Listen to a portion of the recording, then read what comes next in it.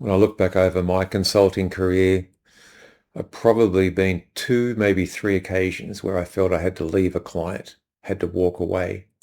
And it wasn't through anything combative, argumentative, etc. I just felt that I couldn't add value. I couldn't provide the value. One such instance was the client themselves engaged us to do a change piece, and myself and a couple of other colleagues for that matter. And we had a change plan ready to go, etc. But when the person took it over, that person I felt was a new manager trying to demonstrate to upper management that they knew best. Anyway, they decided that they wanted to do things their way. So we were kind of put into, if you like, left in the shadows. We could have been busy or not busy. No one have even looked. We put in payment claims. No one even looked.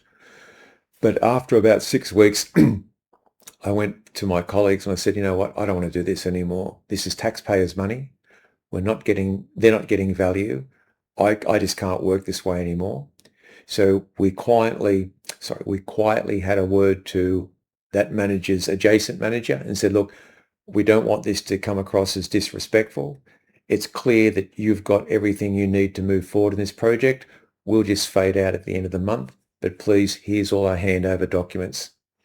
And the person I remember was rather surprised, one, that we would surrender, a substantial 9-month contract, I think it was back then, so worth a bit of money.